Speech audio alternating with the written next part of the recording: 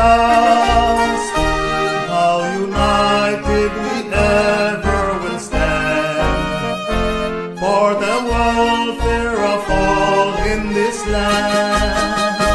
Hey, hooray to our island, St. Andrew, Old Providence and Little St. Catherine. Soon your children will gain to each attainment every merit which ever received.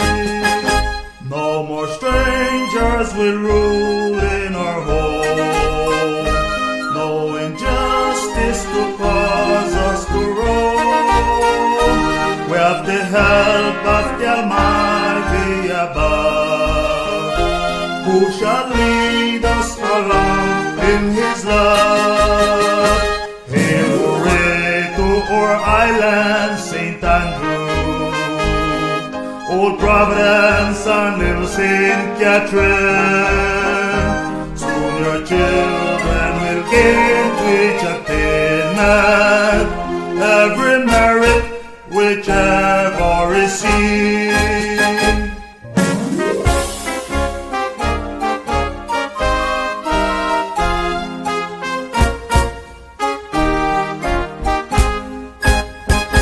No more evil on us shall befall. Soon there'll be peace and justice for all. We're together as one in God's might. To gain freedom we'll win every fight.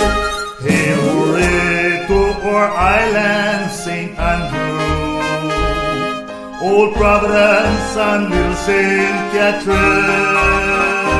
Soon your children will gain to each attainment every merit whichever receive.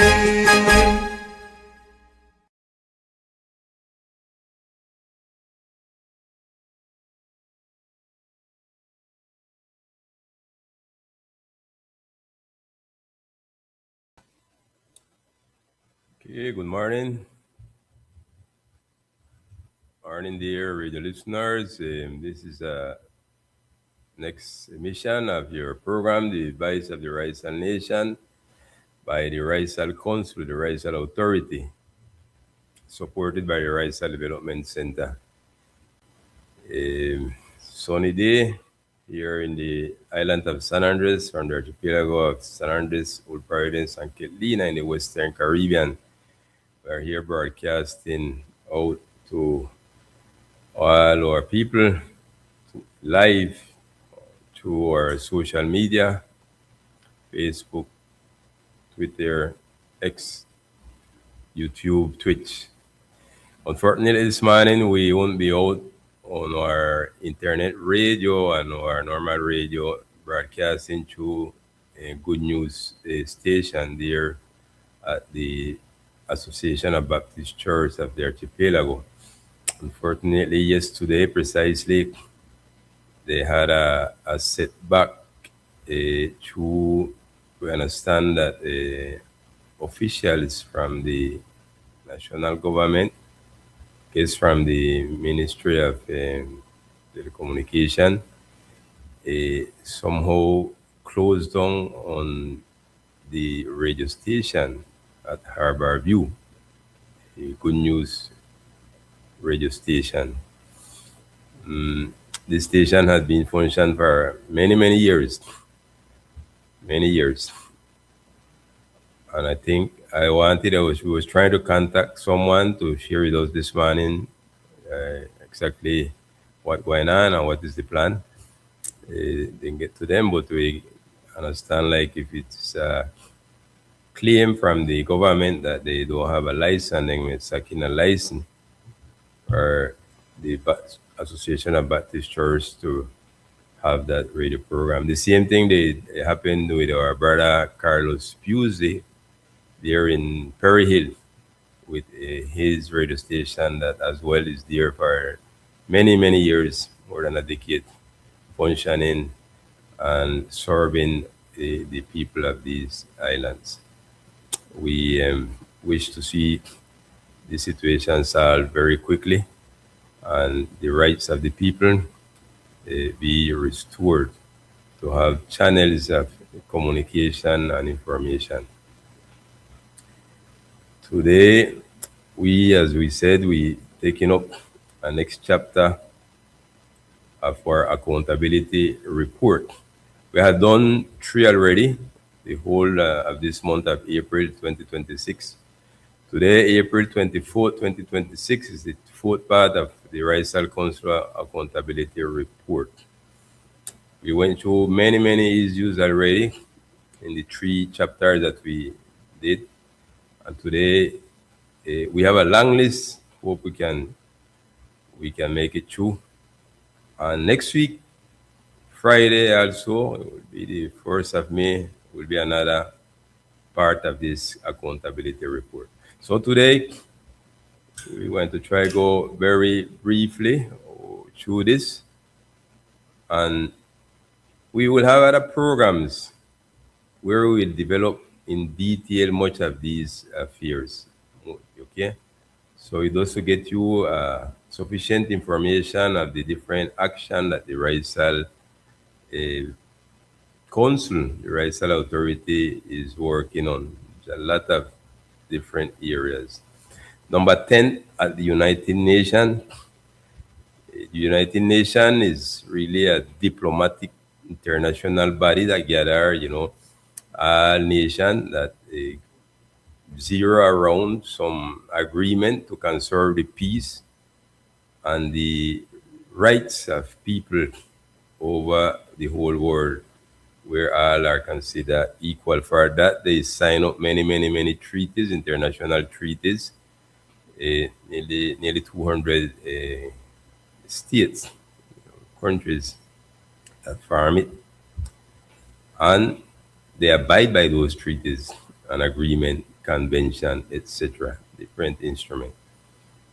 Many countries sign the treaties, ratify the treaties, and there are mechanisms that the United Nations established for the civil society to interact with them and guarantee the fulfillment of those treaties. Those treaties are signed by the rights of the states, the country, but as well, and finally, the rights of the individuals, them in each country, each human being on this planet Earth. That's where the United Nations finally go for.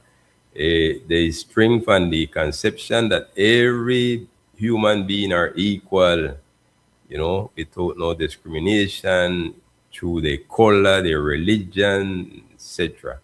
So that's the reason why we say here that the final goal of the Constitution of the United Nations is each individual that are grouped by countries. Countries sign the treaties. And so, as I said, they established United Nations mechanism for the people, organized people, to interact with them. And they have a periodical mechanism where you can place what they call a shadow report. Every amount of time, like say approximately 2 years and change, every state that form part, the 190th state that form part of the United Nations, have to report how they are doing to comply with human rights in their country. Human rights according to the many, many treaties that are signed by them. But usually these countries don't carry the total truth or information to the United Nations, so they establish mechanism for the civil society, you, me, or organizations, organized, can carry a shadow report. That's something like an alternative report to the report of the state.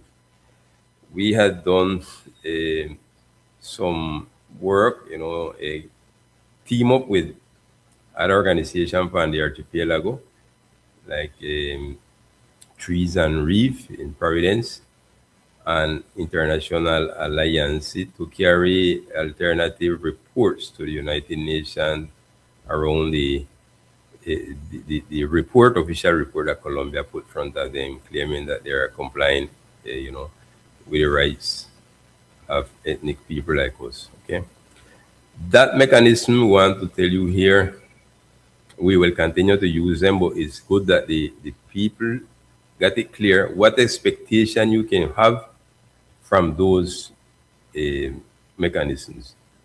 You know, usually, as I say, this United Nations is a very diplomatic instance, and that's how they operate. After you place your complaints, it's not a court.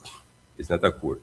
You place your complaints to their different mechanism, procedures, special procedures. You can expect from them that they will go back to the country and call them attention in a very diplomatic way, showing them exactly where they are failing to comply with X or Y articles of X or Y treaties or covenant, etc. And they diplomatically ask them to please correct a, such a situation where they are not complying in certain things, according to what they get from the report, the alternative report of the people.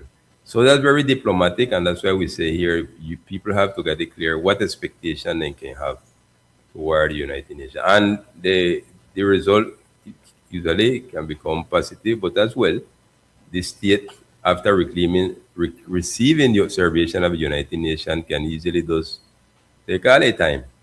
And when they go back to them again, go report, it can happen, they still not complying and go right so on and on.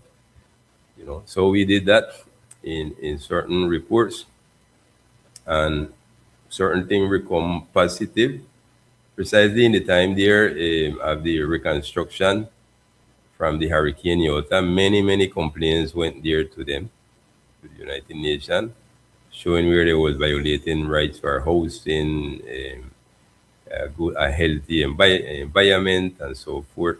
And they respond positively to call and give recommendation to Colombia. Recommendation that usually you get the effect from them basically from the system of justice of the country.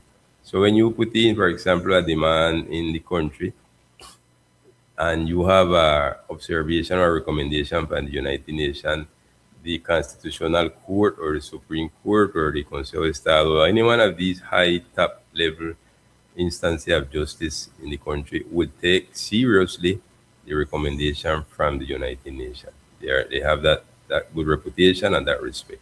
And that's a positive thing. And it was done. For example, the sentence T333, where the people in Providence, through the Veeduría Cívica Bull Providence, won that demand that the state that they was to comply with a prior consultation process to decide how to rebuild back Providence. And the observation from the United Nations surely help in some way in that consideration of the Constitutional Court. That's more or less, we keep dealing and touching up, and you make using of these special procedures and approaching the special reporters. They have reporters for many things in the United Nations, and according to the topic and the issue, we approach. Okay, it's a lengthy process. That's, you want to make it clear. It's not something that is instantly. And I hope in the past, I have to recognize when I was ignorant to this international system of human rights. They used to give us, some of our elders, the impression like we was trying to expect someday plane flying over the islands and soldiers from the United Nations dropping down in parachute coming to rescue the Raizal people. That don't work so. That don't work so. Yeah, but you will get it, as I tell you, as a diplomatic action or reaction of that international system. You see the big war here in the world, like and the conflicts them, like for example Israel and Palestine, or there Russia and the next neighbor there.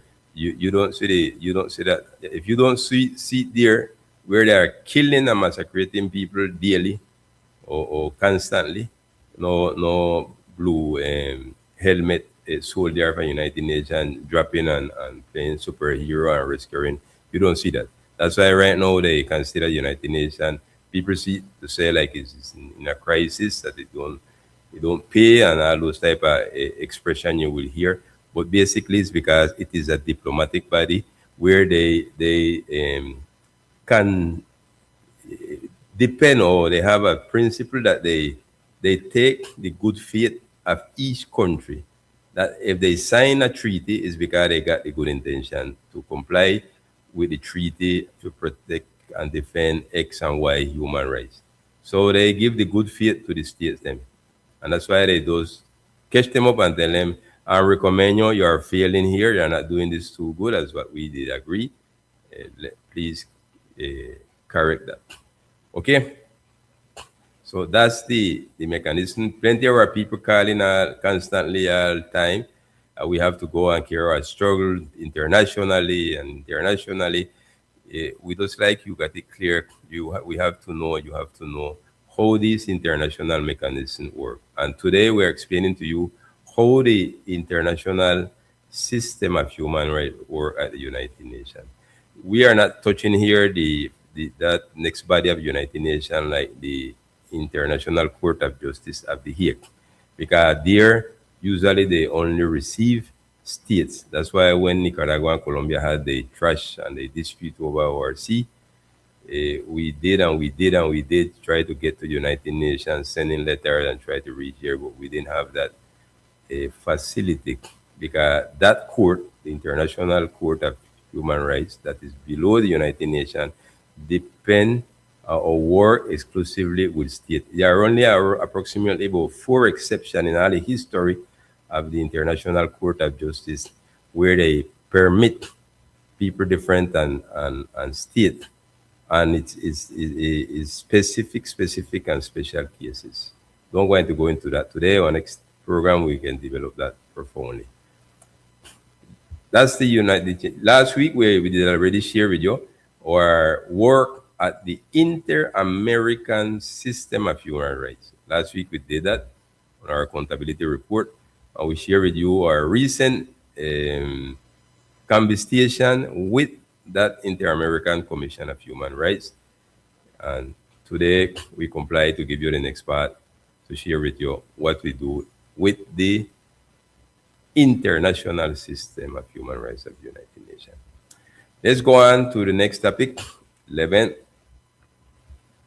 What the Raizal Council know around self-justice have get to advance or work on recently on this last year.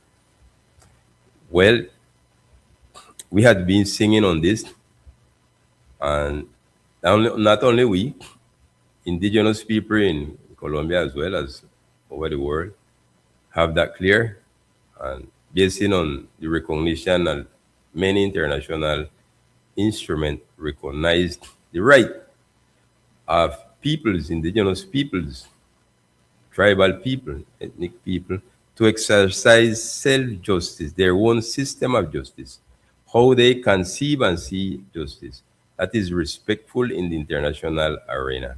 And it's a call, and that's as part of some of the agreement that the countries of the United Nations signed it also, to respect each of these people way of seeing things. Okay? And well, Colombia is advancing, not only with the indigenous, they respect them for a while, and they design mechanism to interact, harmonize the system of the indigenous system of justice of the indigenous people with the Colombian system. So certain thing left and is permitted for the indigenous people to exercise justice, especially on the same people or others, while it happen into their territory. And just like how they do with the indigenous, they are moving along with the other peoples, black communities, raizales, palenqueros. Okay, so lately, this issue, the HEP, the Jurisdicción Especial para la Paz, do so exercise with us very intensively.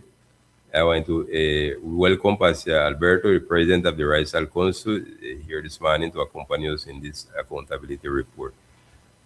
Yes, good morning, Pastor. Good morning, Iro. Good morning, everyone in the studio. I pray you have a blessed day. And uh, I'm so happy to be back with you again. So, looking forward to this be a great moment in farming our people. May the heaven and God bless you and rest upon you. Thank you. Yes, Pastor, we talked a while about our participation and work around the United Nations, and now we are talking this next issue around self-justice. So I will share Yeah, with them some local background, and now I want to share something which you are very well knowledgeable, and you accompany this process very nearly with the HIP, where there was yeah, here in the archipelago. They make a lot of workshop seeking to understand the racial people system of justice, how historically they have done it, and how they can do to integrate it, because there is a space in the law to make the justicia transitional with the in this process from resulted from the armed conflict.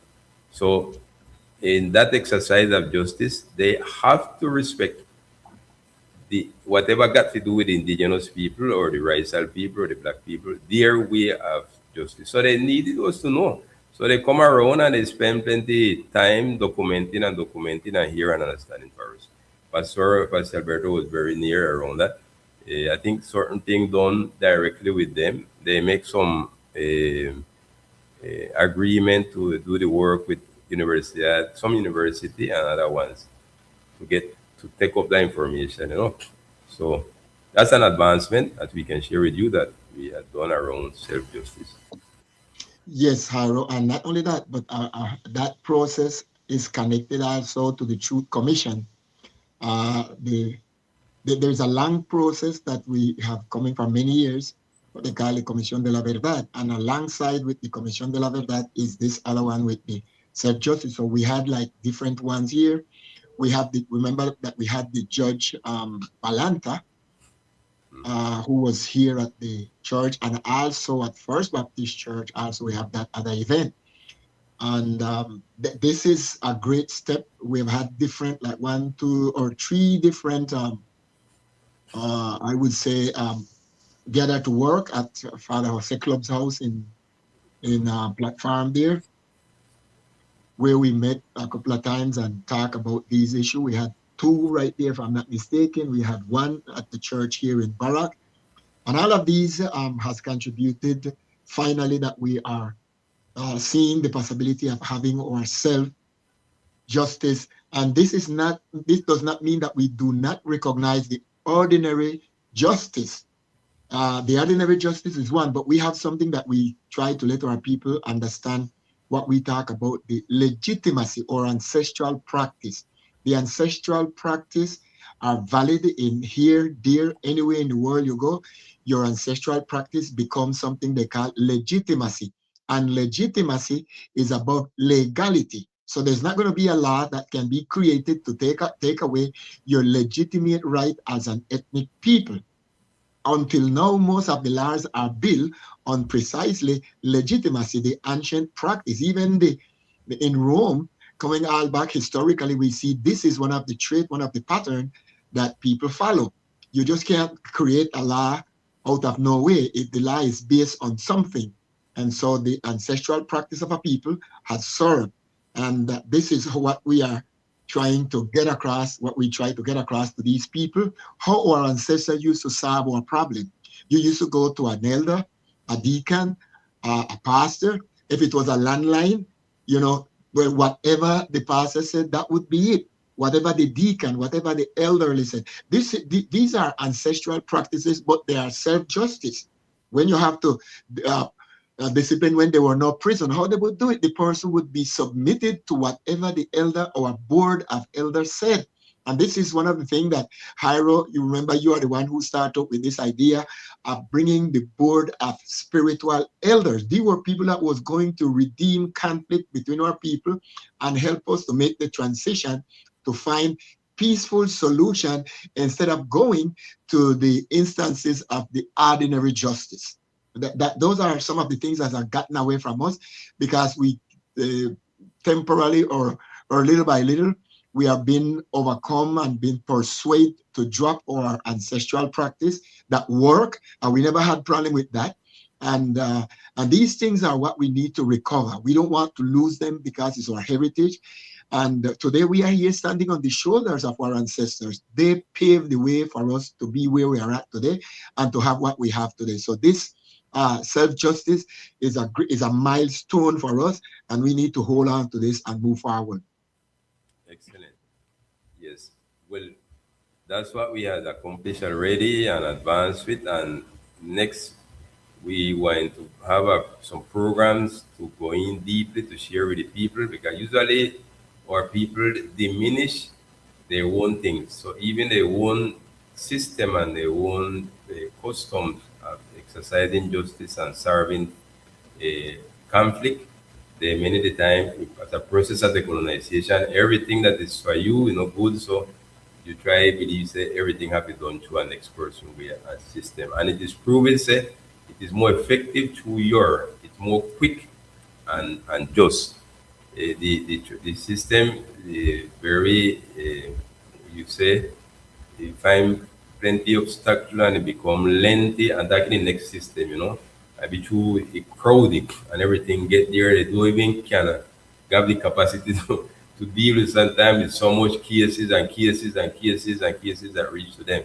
And sometimes you can just solve it easily, step there by the pastor or the spiritual or the deacon as pastor.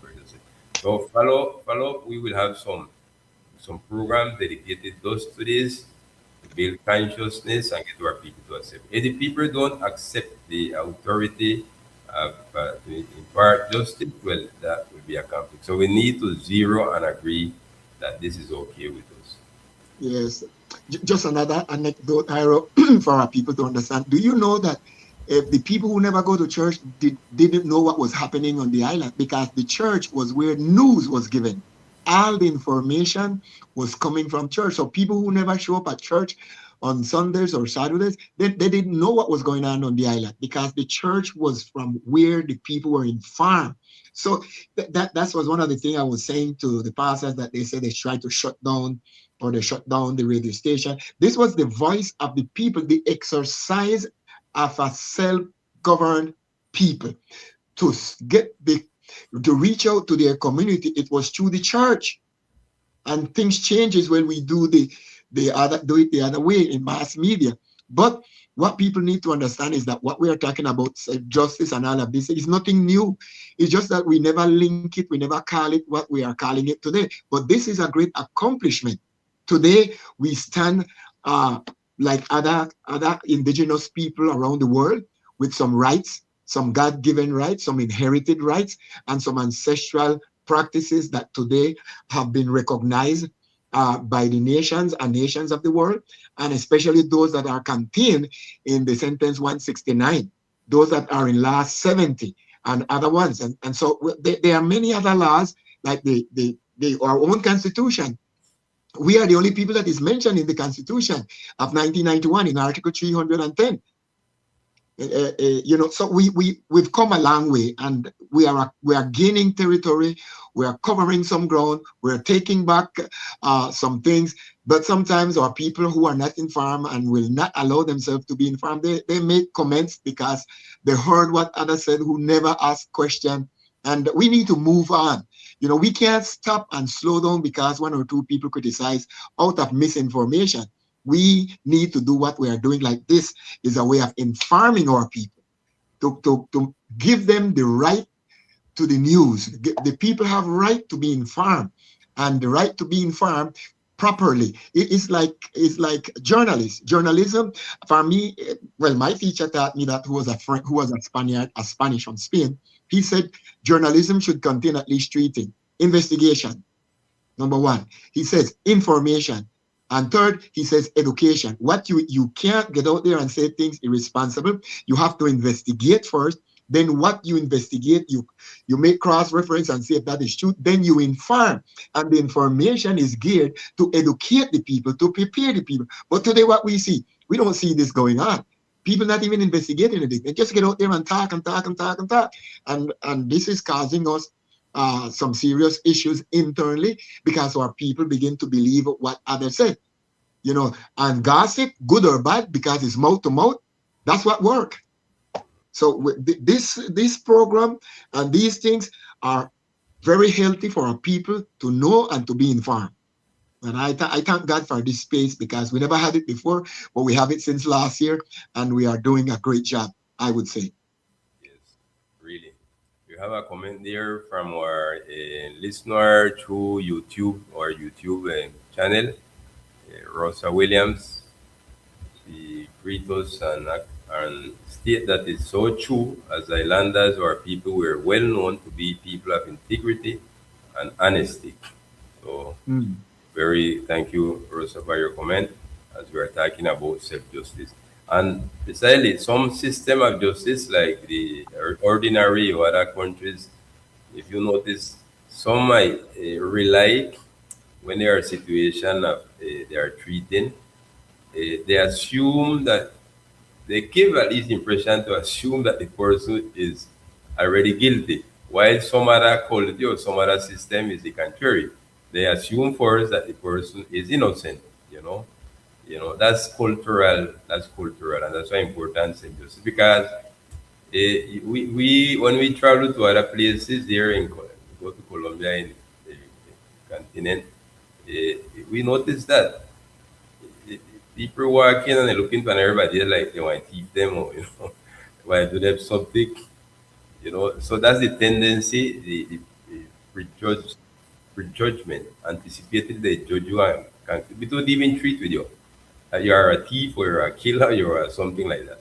While other culture is that you grant the principle of innocency, you know, and that's something very important. Okay, so we have plenty to talk about. So justice and we promise we'll come up with program those around that. Next, the number 12 issue that we want to share here in our accountability report about authority. We just talk about justice, and now we're talking about authority and self-government. Self-government, just like self-justice, self-government. Self-government now is the next part of the instancy of the people and the rights and supported internationally as well. That the people, them indigenous people in general, not only indigenous, tribal, ethnic people have the right, based on the right to self-determination to govern themselves under their own system, under their own structure. The states them cannot interfere with their freedom and the traditional way of doing things. Okay? And the evolution. And so that's precisely the one of the main principles and base that we use to create the Raizal Authority. We say Raizal Authority. The full name that we was seeking to manage, those far we briefly say Raizal Authority, the Indigenous National Raizal Authority or National Raizal National Authority. And people know basically the Raizal Council, but it's not only the Raizal Council farm part of that big structure. Okay? And in this accountability report, we want you to know that we don't stay there. Those with the Raizal Council. The Raizal Council was set up in 2013, where they appoint a first provisional Raizal Council, and in 2014, the following year, they appoint a next second provisional Raizal Council. Actually formed by 33 members, 22 from San Andres and 11 from Providence. Some of our members died and some had become inactive. Those that remain there, much keep active, others so and so, but it's still going. If even in 1 or 2 or 3 or 10 soldier, it's going ahead, and we're looking in these days to renew those that really just can't make it for X or Y reason. Okay, and whenever we do the third Raizal Congress, which is the Raizal Congress is a space more anything else to update our agenda, the things that we have as priority working around as a people. And additionally to the agenda that we treat in the Raizal Congress is a space, the Congress is a space also to consider and that can embrace to renew members of the authority and to appoint members of other structure of the Raizal authority, not only the Raizal Council. Apart from the Raizal Council, we have other body. By the way, you have a body that was set up before the Raizal Council. As I said a while, the Raizal Council first members was appointed or elected in 2013, and the year before that, in 2012, we did set up a body over the Raizal Council, which is the Board of Spiritual Counselor. That got to do with just what we just talked about a while, which is self-justice. That body, the Board of Spiritual Counselors, or you could say the Board of our pastors and priests and deacons, exercise justice and make guidance to the other bodies to walk through the proper road of good ethic, good values, principles, and morality. Okay? That is like our Contraloria Fiscalia. No, sorry, I'm passing the mark there. But that's a body in our conception that can keep us doing the right thing, exercise each one the function of a body without fall into corruption or violation of any one of the members, right? So that body did exist already, and last year and year before and last year we worked seeking to restore back the Board of Spiritual Counselors. We have to know how this board works. They are our pastor and they have some main function at the church with the mission, the Great Commandment, and they take time, yes, for social issue, but we have to know to balance that and don't overtax them. And that's why sometimes depends who try to lead and work along with them, don't get ahead because they don't know to balance those things. You cannot abuse. We have to be very executive dealing with them to get their time, effective time, and they keep on their main mission in front of the appointment given for spirituality. Spirituality, but as well the body, material, and social need. And we work also looking to start to mold other bodies of the Raizal Authority because the Raizal Council is not all. It rely on a whole long list of bodies that you see here on the graph below the Raizal Council. It supports itself with bodies of different sectors of the civil society of the Raizal people, like youth, women, teachers, professionals, elders, this diaspora, which is a great percentage of the Raizal people who are X or Y reason leave the territory. They also form part of the consultative body, and it's a matter of mold it and get them to organize. We have a question here through our YouTube page. Dr. Siegfried Castell asked the question, is the Raizal Council the same Raizal Authority?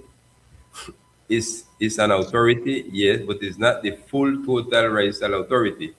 That's what we try to do with this structure because it is not omnipotent or nothing, but it rely, as you see here and we sharing, you have the Board of Spiritual Counselors that can put the Raizal Council into discipline, or the member of the Raizal Council. So this Board of Spiritual Counselors as well can see as an ex-authority.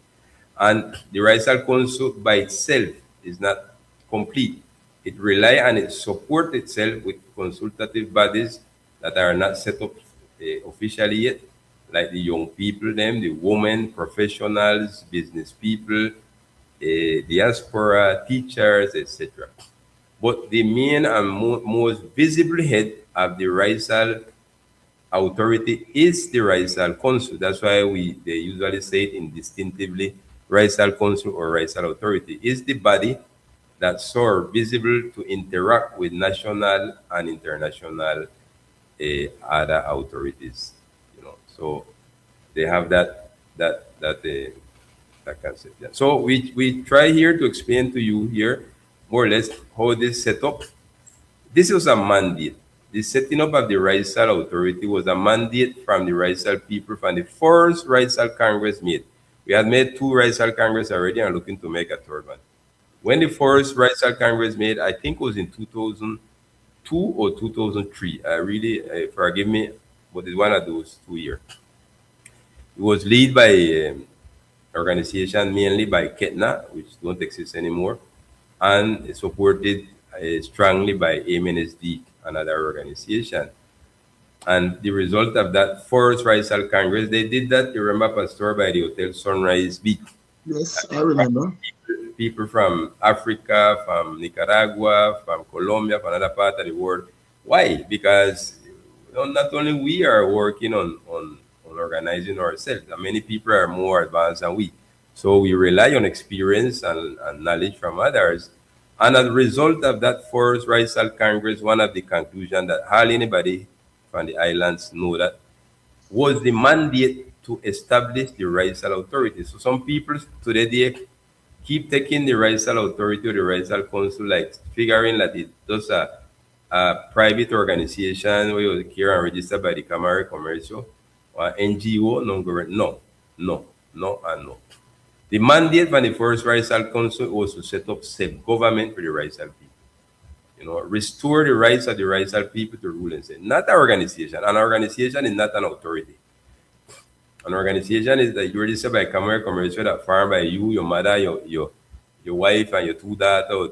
So that's not an authority. That's your private organization, like a private club that you created with intention to serve, and you want to rescue the crab them on the island or rescue the shotis and the polka is very respectable, and it will serve all of us because it's something not for your organization alone but for the people. But it's not an authority. Okay? So that's the difference between the Raizal Authority, the Raizal Council is the entire Raizal people because any come to elect their members, every Raizal have a saying there with the right to vote, they appoint, choose who they want, as well as the right to put them name there to be the authority. That is totally different. And a private organization, when anyone named director or vocal, is only them handful where pertain to it can interact there and hold those positions. That's the big difference between the Raizal Authority.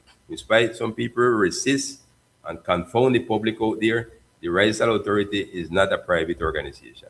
We said the provisional Raizal Council, and why we use that word provisional is because the design of the Raizal Authority is to be appointed through a massive election over the islands. That we haven't done yet because it calls for some internal organization. This proposal to elect those members was to do it massively and by sector. So you would have an amount, like we said, 5 members that is elected from Hill. 5 members, that's an example, and I'm not saying it is 5. 5 from South or San Luis.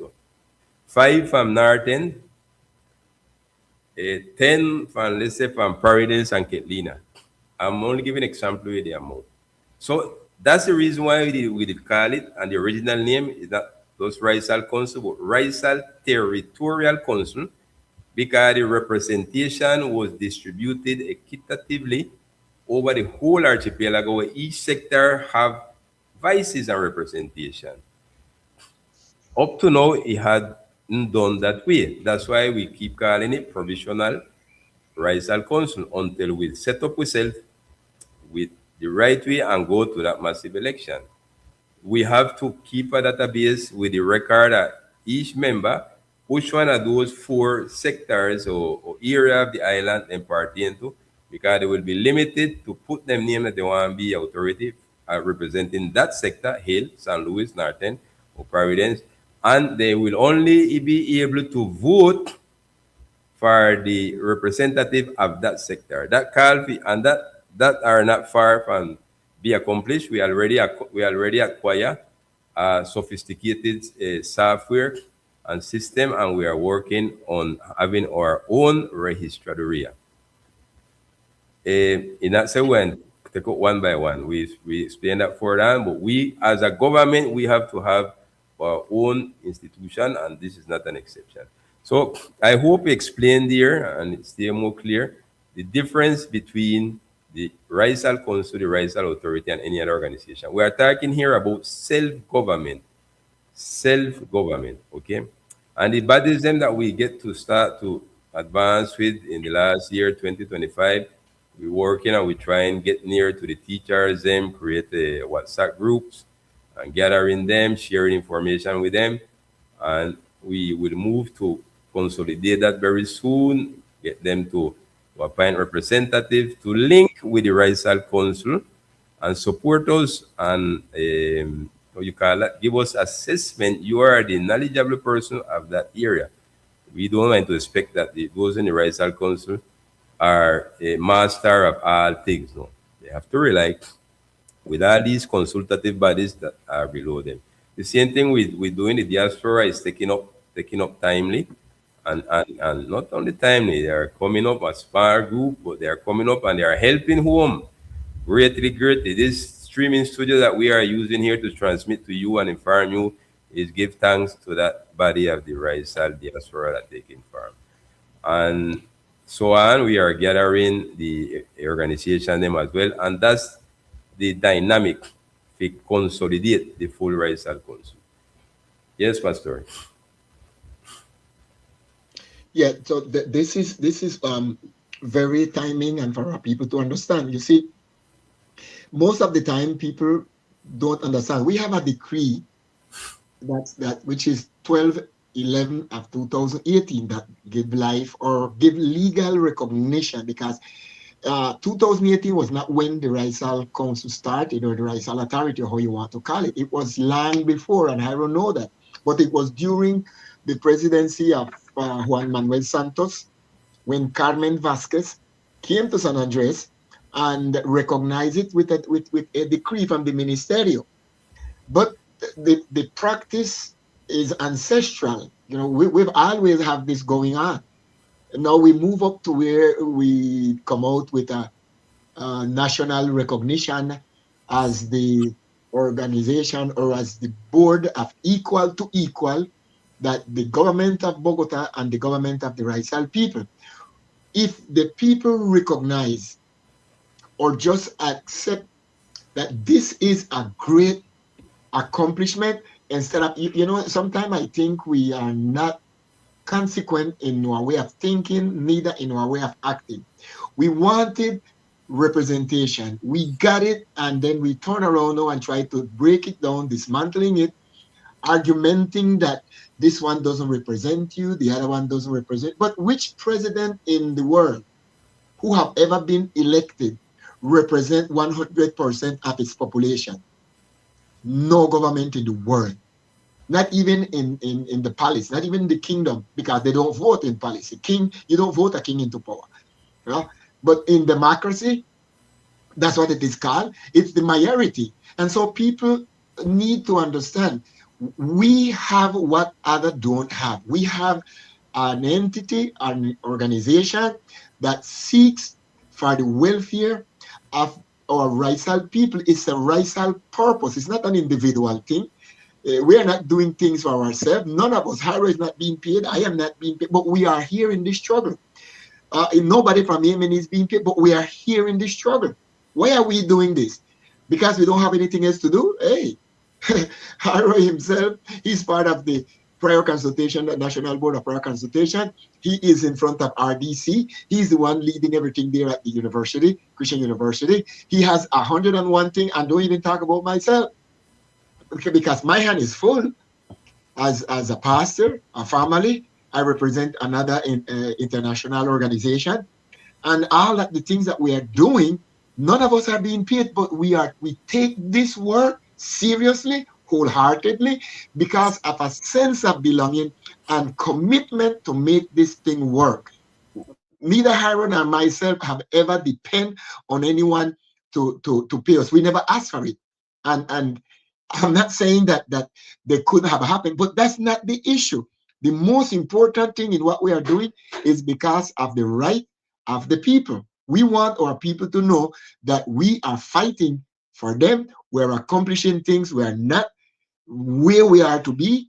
We are not there yet, but we are on the journey. We have it clear where we want to go.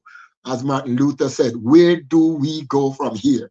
And that is where we are going at. We are aiming at a bigger picture, and we only need for the people to keep supporting this, stand up with us, and stop allowing other people who are not in favor of us, especially people who are not righteous, trying to poison those dissidents and other ones who think they have right to destroy what has been built for decades.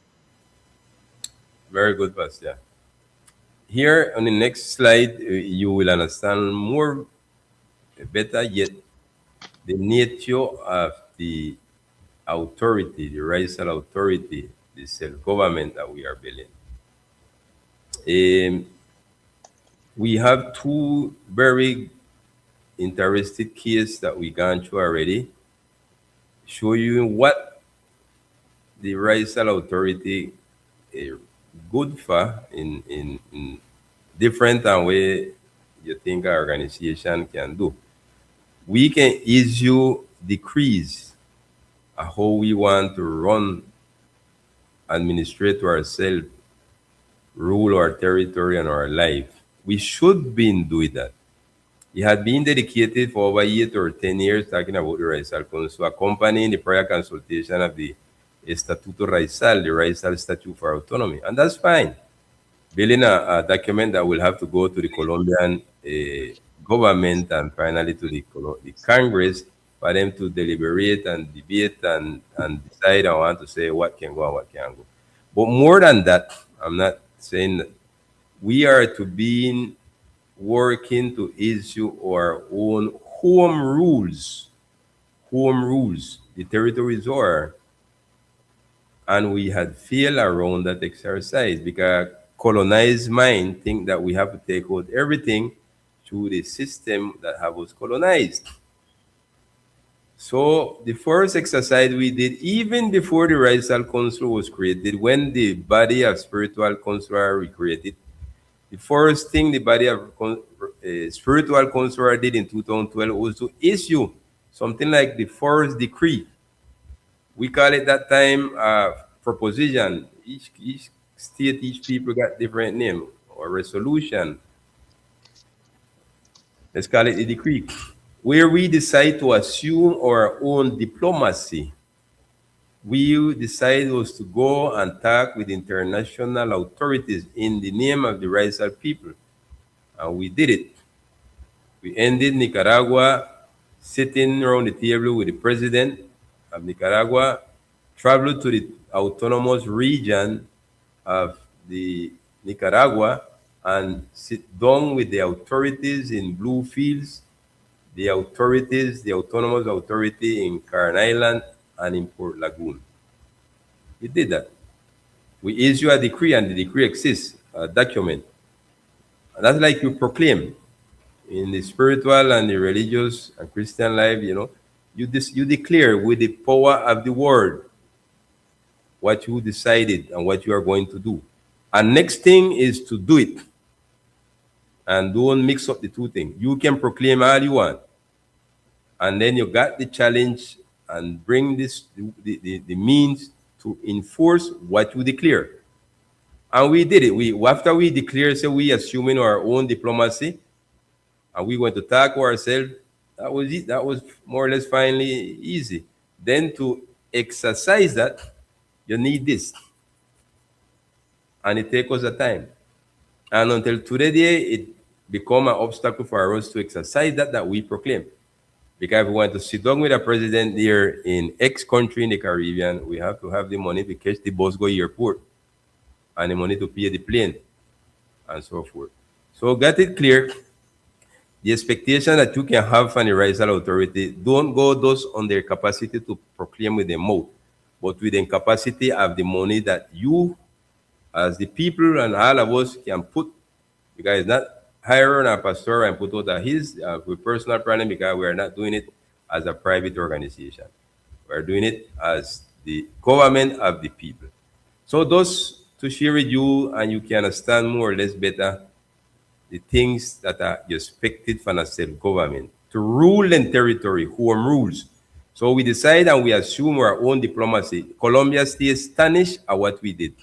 And it became one of the most exemplary exercise of diplomacy by the people self existed in this region of the world. And secondly, in 2025, last year, it was when we accompanied the move and the initiative of the fishermen, them, especially those from Providence Island, Catalina Island, to decide that we was to also rule over the sea governance, get over the imposition of offices that come from Bogota by Cachaco. We don't know if we swim can tell us when time we can go to the key and when time not, and we're begging permits for the SARP. That's something that we tolerate for some of years. We shouldn't have nobody ruling us. We take and getting one can if we go there. So that is past colonization. So a decree take out second decree by the Raizal Authority last year after the one in 2012 our own diplomacy propia or paradiplomacia they call it. We take out the one last year to govern we see, to determine the ways to manage the resources, navigation, etc. Many things are there pending now to regulate from that decree of sea governance. We have a lot of work there. Those like how when you take out that decree, then you have to carry it down to the details, and create whatever instance, offices, and so, and have the money to carry through. That gives you an example of two things that the Raizal Authority, Raizal Council already accomplished, and that's part of our accountability report. Next, we have a list of other issues, topics that we are going to rule over as well. We are going to decree the creation of the Raizal Authority. And by the way, the Colombian government already understand, and they created a decree last year that recognized that it's the Raizal Council the one to create the Raizal Authority, the Raizal universities. Then, yeah, a decree that came out in October last year, the decree 1098. So they are falling in harmony with the rights that we have. Do we want home rules? Colombia are falling in harmony with the international treaties and covenants that recognize that these people have the right, like the 169, the covenant 169 from 1989 of the International Labour Organization of the United Nations, from 1989. So they are getting to the point. And our people still mentally colonized, thinking that when you do certain things, that you are stupid, you're ignorant, or you are doing things out of the way. No. That is your mental colonization and my mental colonization that we should get rid of. We are the one to rule ourselves. But sometimes we have the way to do it, but to still holding back. And so on, we have some more other home rules that we want to take out to regulate. Second one to come up soon is the regulation of the coastal area of our islands.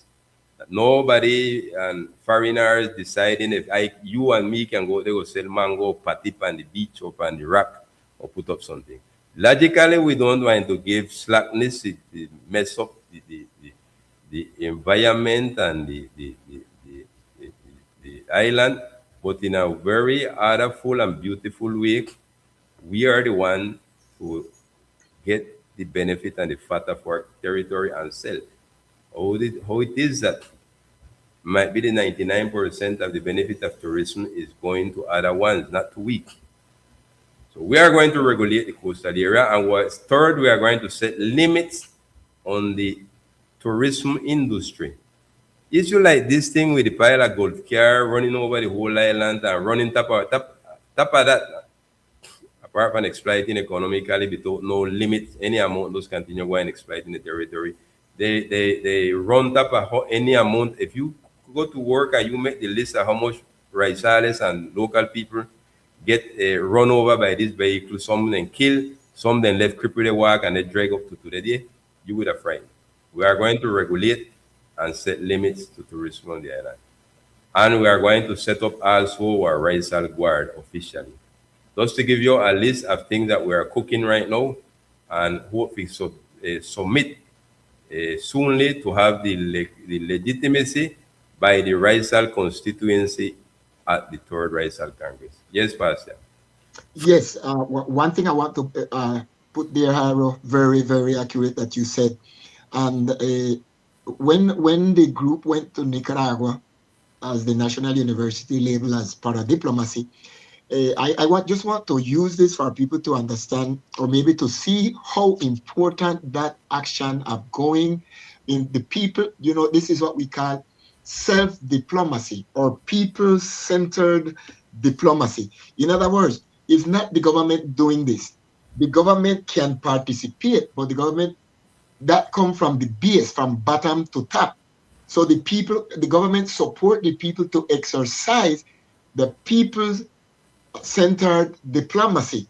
Now, look, for example, I am in some classes that we have every week on diplomacy, and the important thing of this is what most people know catch on. I've been in every class, and Shusha is the one coordinating this. But the important is that every one of the teacher refer to the act of what we did to going to Nicaragua. In fact, they were even asking me question about that on different occasions. And this week was not an exception. 2 days ago, one of the teacher bring up that, and then they bring me on the scene to talk a little bit about what was done by the Yemen and Raizal Council in Nicaragua. And so they are building this thing big time. Not only that, look at the Confederation of Western Caribbean People. You know that this is built and based on what was done in Nicaragua, because they see that this is a possibility this is a people-centered diplomacy. So this government is helping here to build and connect the original or the first people of the Western Caribbean to bring us back together. They are not doing it for us. They are helping us to get the job done. So everybody is copying from what we've done. And sometimes we don't see how these things has been escalating and how important they are. This does not happen just out of nowhere. This is people copying from a group of Raizal people who took it on the air while the two nations was discussing, and Uribe was saying, we are not going to accept no acatamos, no acatamos, no acatamos. Okay, that no acatamos was polarizing and putting two nations almost at the point of a bellical confrontation. What the Raizal people do, we went to redeem this conflict. And if you look at it one way, Hiro, is that one of the greatest benefit has gone to the country, because we went there as a nation, as the Raizal people. But the accomplishment was for us. But it was look at Colombia. So the National University said, look, these people did what the nation should have done and didn't do. And so they copied that. And this is the day that we have had like a third confederation of Western Caribbean people. And last year, it took shape. They are working now, or we are working now, I should say, we are working on the bylaws, on all of the legal body of this thing, to make this more than what people think is just another meeting. But every step that they are doing is copied from what we have done on self-diplomacy and people-centered diplomacy. So it's not that the Raizal don't know where they're going. We have it clear. We don't have the economical power to push through, but we are working systematically, and we are gaining territory. We have even how you remember, we have Laura that came to the island, and that was a petition that we did also through when we went to this encounter in York University with Professor Miguel, another one. There was a petition that came and became a reality. So the Raizal Council, it has never been dormant, has never been in laxation, but we have been working all the way through, gaining territory, making the Raizal people stand tall and be known on international standards.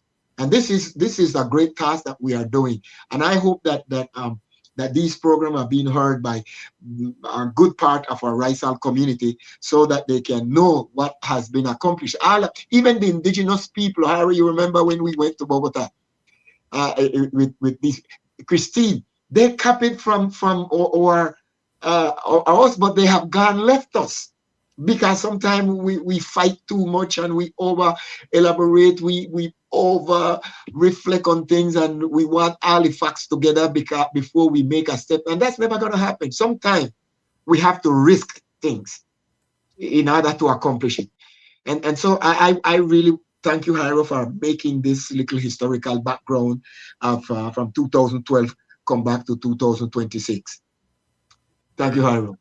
very good, very good. Yes, people criticize us when we was making this move. They tell us that we was crazy. Yeah, and even treason. One time you want to do something new, the process of decolonization, well, we can expect those type of reaction for people. We are under mental change. People are not seeing really. They claim that they are fighting for their right, but many things can those take step and do it, but their those become dependable. And if the government, we never got Nicaragua with 1 peso from the gobernación, nor 1 peso from the Colombian government. Not 1 peso. That's a total autonomous move that we did. Okay, we never beg them to contact and say one word down there.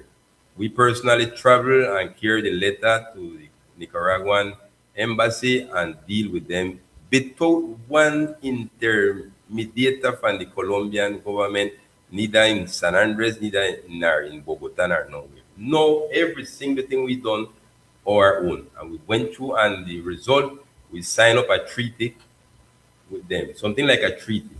You call it something of goodwill from both sides to rebuild back a relation, commercial, cultural, etc. That's the way you do it. And one thing I can say here that I criticize a lot is the way that the Cancilleria, I'm not faulting the Chancellor, but I'm faulting contractists that are there inside the Contraloria that are too self-centered and trying to kidnap the process that we start doing by ourselves. And I call the attention over and over and tell them, stop, go and talk for us because we big enough and we can talk for ourselves. Yes, sir. That You is learn so. what we do now, and you come and you want to push we one side and figure say you are making diplomacy for the people. You can't make diplomacy for the Raizal people. It's the Raizal people who do the diplomacy. You can help where we say, hey, help us with a little change. We need the money to go this time Trinidad and Tobago, to go Cuba, to go Costa Rica. But what they are doing there at the Chancellor office is and one of them are Raizal working in there are messing up the process. Even going and talk as a contratista, going and talk like a Raizal leader. Okay. The moment we come to denounce this more properly. Okay, let's move on here to our next issue, number 13, the time moving up on us. We have 21 issue and we want a 13 to share with the people. Raizal, the Kurul Raizal, or the seat there in the Congress. Pastor, I don't much with this and I give you way here. We briefly share, so, already going through a prayer consultation, I know. That don't burn out. It ready. It was there, it studied and it gone over and analyzed by the national government through the Ministry of Interior and Presidencia. And I don't know, I will ask the question where it is right now. It is at Congress. Well, all right. To be honest with you, this thing has going for more than 10 years. Uh, at first, it went through all the prior consultation, all the discussion, the work, and this. They presented. Congress turned it back because they said they find different things in there. It was turned back. They bill it back. They sent it the second time. They turned it back the second time. We worked on it, and this is when I came in. I got part of it.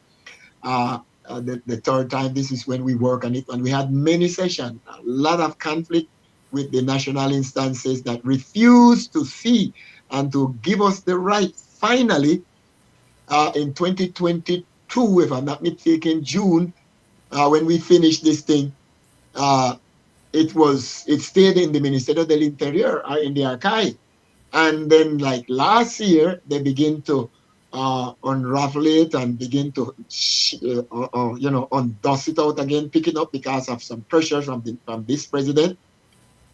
Wanted to know what happened, so the ministerial pick it back up. They start some meeting. They try even to do meeting without us. Sometimes we could listen, but we could not participate. It's kind of crazy thing.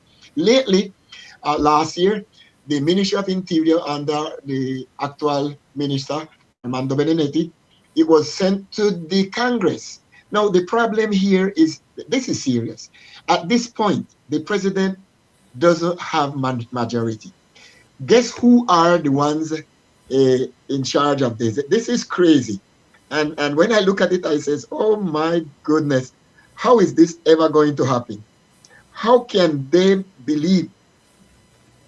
How can they believe that this is ever going to work? You know, you don't want to. The speakers, what they call ponentes. The ponentes, polo polo. Listen to me. I begin to laugh when I look at the ones there, because the people who are the speakers, what Colombia call, what they call in the Congress, ponentes, you have to understand one thing is that it's never going to go through. Why is not going through? Because the people then are on the opposition. And if you have people opposing something, how in the world is this ever going to happen? If you look at the list that is there, how will we ever expect this to go through? This is not going to pass anyway. And it's not going to pass simply because the coordinadores them of the proyecto, or the coordinators of the Raizal seat, according to the law, are the ones who are in opposition to the government. Now, let me ask the question. If you are in opposition to the government, are you going to pass it? Look at the names then, for example. You have Álvaro Leonel Rueda Caballero. Okay, he's the coordinator. And the speakers or the ponentes, Duvalier Sanchez Arango, Jorge Eliezer Tamayo Marolanda, Luis Alberto Alban Urbano, Miguel Abraham Polo Polo. You have James Emergli, and then you have Eduardo Giovanni, Juan Manuel Cortes, Marlene Castillo, Oscar. All right, the majority, practically all of them, are in opposition to the government. Let me ask the people a question. You think this is ever going through? No. No, in this administration, we can't expect it to go through, because it's not because they don't want to, it's because they don't have the power of vote in the Congress. The only way this could happen is because it can end up like 4 debates, but they have to be what they call Cámara Conjunta, the Senate and the lower chamber, or the Cámara, the chamber. If this come together, if it doesn't come together, it's going to be 8. If it come together, it's 4. And this will happen only if they can come in agreement. But guess what? Another problem. The problem is that we are in electoral year. And when you have electoral year, and haven't been in the Congress as a congressman, I know how this works. In an electoral year, nobody is paying attention with these regular process, unless it comes with what we call a message of urgency, un mensaje de urgencia. So the minister have to send this with a message of urgency for them to sit in and deliberate on this. If not, this already is dead again. So we are going to see 2036, and we are not going to see this thing. So we definitely need to, a way out is that if we can get to the minister of the interior, and with some influence that we can have, and talk him and see if he will change and put mensaje de urgencia on it for them to debate it. Because everybody's going to focus on the region, because they are running campaign to repeat back in Congress. So they are not going to pay attention to these things. So they go there, they register themselves, and they disintegrate the quorum, and everybody is gone back to their territory. The other solution I see, and I'm not a liar, and I hope this can be done, is to put it like the atypical. Let's assume that, okay, it's not going through now because the president don't have the majority. But how about if after this election and the new administration comes in, it goes back to Congress and they approve it, and it would be okay to make sure they give us our constitutional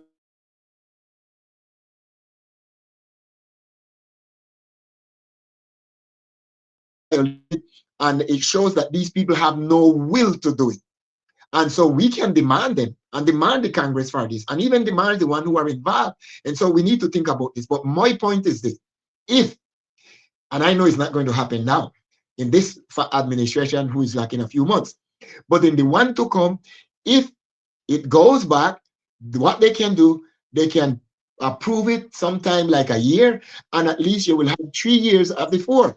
And so that would be like, so the Raizal people elect who they want to represent them in Congress in an atypical election, like what we are having right now in the 5th of July, an atypical election for replacement of the governor who has been sanctioned for double militancy. And so this is one possibility. And I believe this can work, but we're going to need to see what can be done. This, I mean, I can't see the political will of the nation in the administration past. This could have happened from Uribe time, but it never happened. It didn't happen from Uribe. It didn't happen in Santos.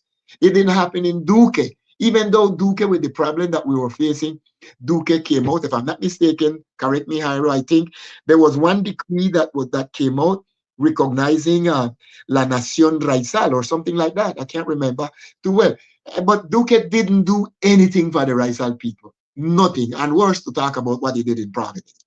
But we've had silent, we have denial, and for the right for the Raizal people has been denied, has been delayed, denied, and has been ignored over the years. So right now, this Raizal seat or in Congress is not going to happen because this actual government, with all the good intention to favor us, he has not the majority in the Camera.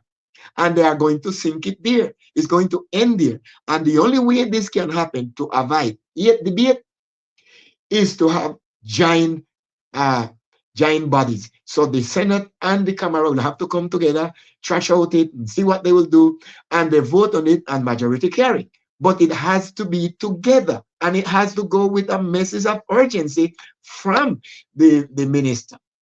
But if it doesn't go with what they call in Spanish mensaje de urgencia, well, this thing is done already. It's going to be tabled, and that's it. We start back from zero again. Good. Very full explanation. That's the report that we have around the Raizal Council. Is a special seat there of Raizal people to have the representative in the chamber, the Cámara de Representantes. No? We have a situation there also that we should share here that people don't believe. We misunderstand us. We believe that all the seats them should be by the Raizal people because we're dealing with the Raizal territory. Totally agree with you. Yes, sir. One should get one amongst, we share one at the seat with our population that is on our territory, is the others and not the contrary. Because we will be suffering a phenomenon there that the Colombian system don't permitting when you go to vote for the Raizal Curul. If you vote for the Raizal Curul, you can't go and vote for the next one, the superstar. So Yes. that one give way. If all the Raizal people go and vote for the Raizal Curul, well, they annul the possibility to vote for the next two Curul that come in, that is for anybody, and we are minority. So we are left in the next two for the other population that live with us here in the archipelago. And we consider that is not just now equitative because you're talking about an ethnic territory, the Raizal territory. Harold, this is sometimes is a contradictory thing because okay, I vote for president, but I can vote for Senate and Camera at the same time. So I'm voting 2 times on that. Because I'm voting for 2 instances.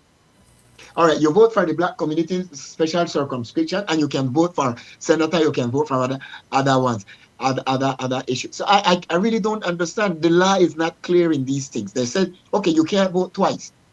What they call it, the doble votación. But the doble votación goes on in every election.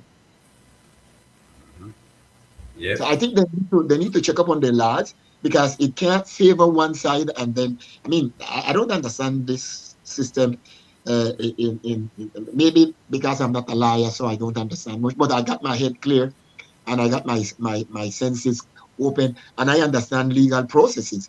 But you can't restrict my right to exercise my vote for a preference by denying it to one and giving it to the others. This is no privilege. This is injustice. Good. So that's our report around the Raizal, the Curul Raizal. Before we go to the next topic, I just want to give Anna, going back to the one before with the diplomacy, I want to give Anna to two of our uh, leaders that gone passed away already, Mr. Dolph Mitchell and Pastor Enrique Pusey. Here is the photo with the four of us that went through that first mission of our own diplomacy, result of our first decree, our first home rule, to decide that we are to talk for ourselves and not others with international government and anyone. Ms. Corinne Dufis, along with Mr. Dolph Mitchell, Pastor Enrique Pusey, and myself. Okay. And the next photo here we share when we reach there to meet President of Nicaragua and thrash out situation about our relations as a people, as a government, not as an NGO registered by the Camera of Commerce. Ortega won't receive an NGO that kind of way to deal with those type of issues. You receive a government, okay, an authority. Okay. So let's continue here with our reports. We won't be able to done the report today. Next Friday we have a next one. But before I go to this, we have a question here from Brother Willard. Greetings to Brother Willard Pumir, Brother Lati, known as Lati, here in Dallas, Texas, in the United States of America. Our respect and appreciation to you. He asked the question here to Pastor Alberto and myself. How do you think we can create more consciousness among the Raizal people? Well, one of the way we firmly believe is through this means that, for example, of communication with the people. It's so important, communication. Communication for what? Communication to inform, communication to educate, as well as communication to listen to the people, like how we are listening to you all. You are sending questions, some saying question, and some saying knowledge and teaching and experience to us. As Paulo Freire talk about the politics of education, that's the type of education we believe in, and that build consciousness and interaction in the two way. Not one that we think that the person know everything and the rest want to sit down and keep silence and just listen to him. We look for a interaction where we hear and interact with the people. And that's what we learn. We got certain things to say, we got plenty to learn from the people. What we build and what we work on was not our creation, was a collective construction. For example, that structure we shared a while ago of the Raizal authority, I helped consolidate that, but I didn't create it as open the people saying around here. I sit with the elders with the leaders and I take my time, not 1 or 2 years, till it get to be mold to that situation. So that's a collective construction. So here, how we build consciousness among the people, we have to have these space possibilities, these moments and space to interact and care back and forth and sharpen ourselves. That's the way we think so. The radio station that they closed yesterday at Harbor View, that's a key, powerful instrument to build consciousness. If it is used properly and not seize the space to others to occupy that media of transmission, that's a powerful instrument. And this streaming affair that we have in here now, reaching out to you, that's an powerful mechanism to build consciousness. You know, don't, and I stay this kind of way, and I believe Pastor Alberto is the same way. Don't assume that we know everything. Don't assume that we're free from all the chains of mental colonization.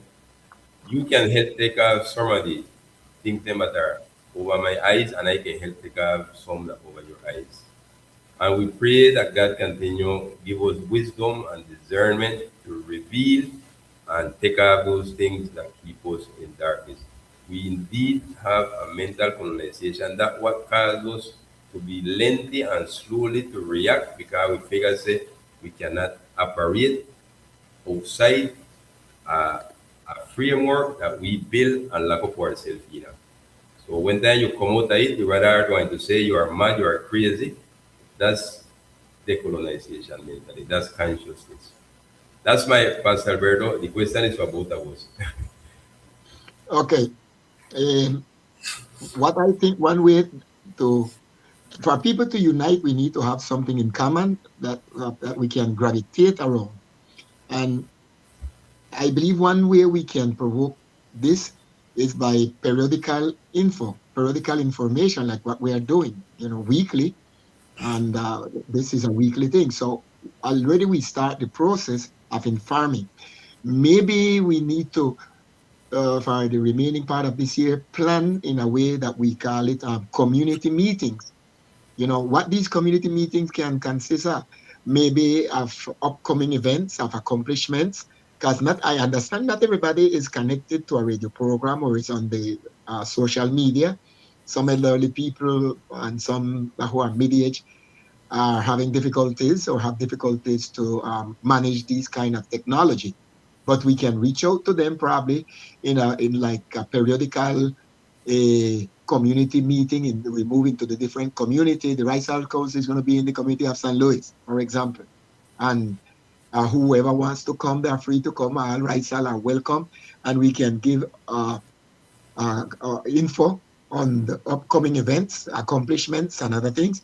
And and also we can do something like similar to what we are doing right now, on this accountability.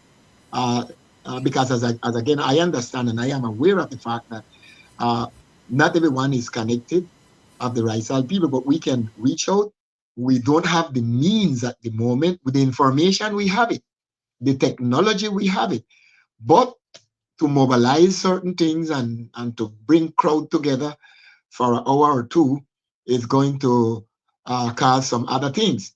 And even though we have the cotton key wharf with some money there, we can only do three things with that. And sometimes people erroneously believe that we can spend that money. I am not going to do it because I'm not going to jail. So we can only spend three things, and we keep saying it, and people keep saying we can do it, we can do it. We can't do it. We can only make preventive maintenance. We can only pay what we call payroll or nomina, and the administration of the building itself. We have to pay all the services, light, water, septic, and so forth there. But apart from that, we can't do anything. We can't even travel. Neither Hiron and myself can take money from there to buy a ticket to go represent the Raizal Council in Bogota. That's not possible. So we know that we are limited until the what we call the prior consultation closes. When the prior consultation closes, then the percentage that goes to the government and the rest percentage that come to it, then we can dispose how we want it to be used. But until now, people have to understand if that we can't do that. We have three things in the Acuerdo de Voluntades which are binding. If we go beyond that, we have legal issue. So sometimes people say that you don't want to help, is that you can't. And this is the same thing. When we used to have the meeting, then I finance all the refreshment and the meals from my own pocket. I never take a peso from the Raizal Council yet for anything. I finance the refreshment, I finance the meal with my own resource. I travel to the mainland and out of the country on occasions on my own means. But I can't do that forever. So I am hoping that this thing closes so that we can reach out to our people. Sometimes they have little financial things and we can help. But to have these outdoors meeting is going to cost some money, because first we're going to need sounds. We are going to need other logistic that we do not have at this time. But I think we can start in small scale, like maybe a church. If a church in the community will help us and lend us there, we can start there, and that's a good place to start. Thank you, Haro. So, Mr. Pumir, I hope we have answered in part your question. Yes, very good. Thank you. I want to share and look when statement that I built some years ago. I remember when we reached to Geneva, Switzerland, 2013, the High Commissioner of Human Rights of the United Nations walked up to greet us, and the first thing came out of our mouth. Do you know you have right to self-determination? She never Mm. even said good morning yet. They was waiting, they prepared the way, the meeting, the office was waiting on us. Four of us went there, Pastor Raymond, Miss Corinne, Miss Josephina, and myself. And the first word I heard from this top authority in the world, the High Commissioner of Human Rights. Nabi Pillai was that person at that time. Do you know you have right to self-determination? As Brother Willard is talking about, how do we build consciousness? And the answer that I made in my head, in my mind, I say something briefly to the lady. Much of our people don't know that. And it's become mental colonization, ignorance, corruption, and the result of colonialism that are rampant on the islands. Some don't know, some don't accept it, some are afraid of it, some prefer to be ruled by others as a result of colonialism. They, they have inferiority complex. Some are afraid of it. Let me mention that. Some are betraying their people for personal interest, money, prestige, power, and a lot of inferiority complex. Some believe that they are discriminating the immigrants when they assume self-determination or self-government, and they are not noticing that the reality is the contrary. Some don't care, and you can see Colombia have was more than 100 years under colonialism.